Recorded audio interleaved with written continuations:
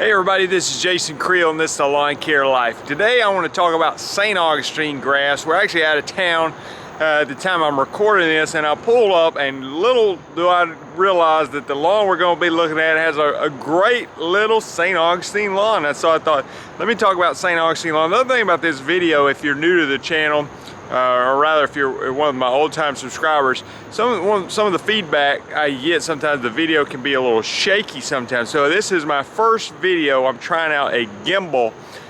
It takes a little learning curve with it, but hopefully you're going to see steadier shots with the video. So I'm trying to continue to improve the video quality as well as the information we provide in the video. So let's get started right now and show you St. Augustine. I'm going to give you some tips about it as far as watering, as far as mowing, as far as fertilization, as far as weed control, and see what we can figure out about a St. Augustine lawn. So here's the St. Augustine lawn. You may be saying, Jason, I mean, that's not perfect. Well, it's been very dry, okay, so that's one thing. I don't know if this yard has irrigation or not, but I thought it looked pretty good when you compare it to some other yards that, you know, basically are left neglected. Now this is Centipede Grass, and it's got a lot of clover in it, things like that.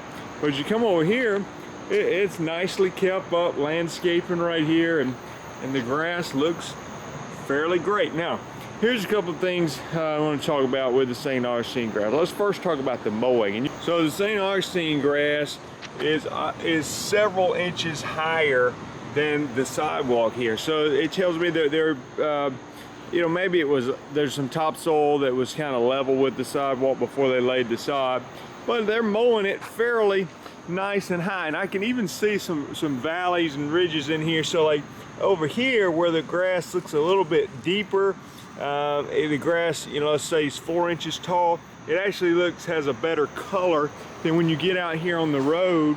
Now some of this, or on the sidewalk, you can see where it's got scalped lower and it's stressed out. Now some of it's the heat coming off the sidewalk that's causing it to turn brown. But overall, it seems to be, when you mow it higher, it's doing better. So like I said, the ground's not perfectly level. This grass is mowed about, you know, it looks like 1.5 inches or so, where it dips down here, and it's noticeable difference between this and how healthy it looks. So I would say, you know, keep it 3, 4, even 5 inches, and then you want to mow it frequently enough where you're not taking off more than 1/3 of the blade of grass when you cut it. Now I will say, as I look at the grass clippings, you know, they're more tearing than cutting, so that may be a situation where you need to sharpen your lawnmower blades. When it comes to watering lawn, our typical recommendation is to give people one good soaking once a week. So instead of watering it multiple times a week for, let's say, 10 minutes, soak it really good once a week. Now, a lot of times St. Augustine grass may be in southern humid climates, okay, down South Texas, in Florida, South Louisiana, so if it's extremely high conditions, sandy soil, maybe you have to go a little more frequent with your watering than once a week. All right, the gimbal was doing great, but then the battery died, and so anyway, we're going non-gimbal right now, but I think I'm gonna like that thing. I think we're gonna get better quality video from it. So we've covered the mowing height. Again, it's just visible results here that when it's cut short, and of course this is again dealing with some heat, it's showing stress. Cut short here doesn't have near the color as when it's longer here. Again, this is uneven because the ground's uneven, but it shows me that visibly when you cut it at 3, 4 inches, it's going to do better than cutting it at 1.5 inches, 2 inches. So the fertilizer I'm using is an 18-19 blend, and I'm putting it out twice a year. So once in May, again in July. Now the fertilizer I have, it has some slow release fertilizer in it, has some quick release fertilizer in it, has some biosolids in it, kind of like malorganite and things like that. So it has it all mixed together. It's going to last for about 8 weeks. So I'm doing it twice a year. Now you may be getting different types of fertilizer that last less time, that last longer time. I'm sharing with you what I'm doing to give you an idea of what you can do on your lawn. Now I'm putting out about 0.85 pounds of nitrogen per 1,000 square feet. Now you say, Jason, how do you understand that? Well, I went through this in other videos, and I can put a link up at the end of this video to a fertilizer video I recently did to understand fertilizer in more detail. But when it's an 1819 fertilizer in a 50-pound bag, you take that first number, that's your nitrogen, you divide it by 2. So that 18 divided by 2 is 9. So that means there's 9 pounds of nitrogen in that 50-pound bag. Well, let's say I put that bag over a 10,000 square foot lawn. Okay, 9 pounds spread over a 10,000 foot lawn is 0.9 pounds of nitrogen per 1,000 square feet.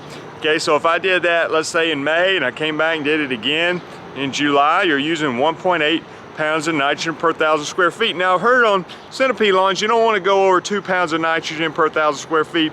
I think St. Augustine, I typically treat them basically the same way. They may can handle a little bit more nitrogen. Somebody can leave a comment and let me know their fertilization routine on the St. Augustine lawns. I deal with a few St. Augustine lawns in my business, but honestly not that many. So I'm treating them basically the same as the centipede as far as nitrogen goes, and seem to be getting good results and happy with the color I'm getting. One of the tricky things about weed control on a St. Augustine lawn, and one of the things I've struggled with, is oftentimes for our warm season grasses, talking about bermuda, zoysia, centipede, St. Augustine, oftentimes centipede and St. Augustine are more sensitive, and sometimes St. Augustine is the most sensitive. I've heard it described as the canary in the coal mine. You know, if we try a herbicide on St. Augustine, if it doesn't kill it or damage it, most likely it'd be good on the rest of them, okay?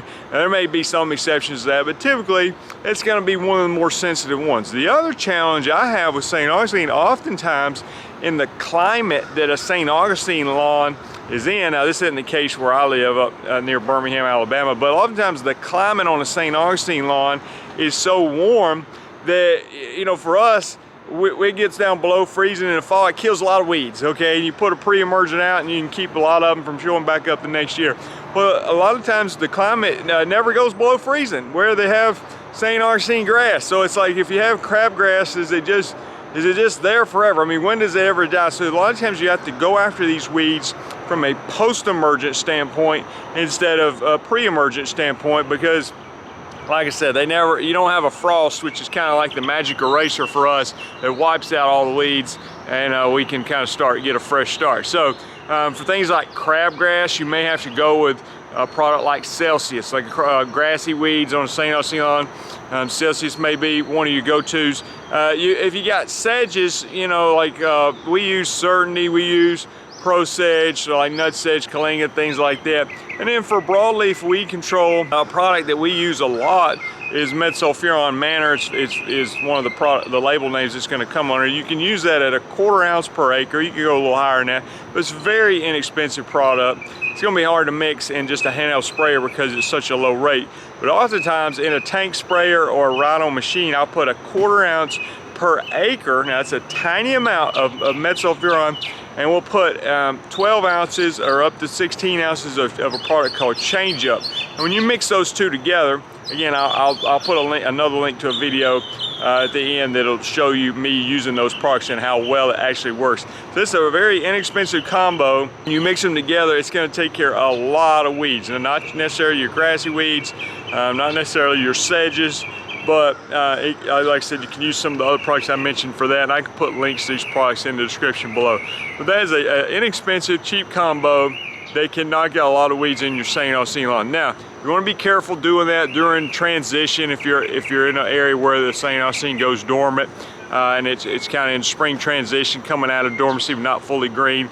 Then you want to hold off on that combination. Oftentimes in January or February, if it's still dormant, we'll use atrazine, which is restricted use product. I'm not thinking that homeowners are supposed to be using that, but if you're in the biz, we'll use atrazine at like 20 ounces per acre, and that can help with things like clover and dandelions and things that you might see in your St. Augustine lawn. I don't think I answered all your questions about St. Augustine grass, but hopefully I answered some of them. Leave a comment below. You can add to some information if you're a professional that deals with St. Augustine grass a lot. That would be helpful. The links will be popping up shortly to some of the videos I mentioned, also links to some of the products if you want to check those out in the description. Also, you subscribe to the channel. I've been on YouTube for over 11 years, And I actually just started another channel called Fix a Lawn, and where I'm doing these kind of overgrown makeovers. But this channel has over 900 videos, and as you can see, I'm getting dangerously close to 100,000 subscribers. It's been a journey I've been on for 11 years. So help me get to 100,000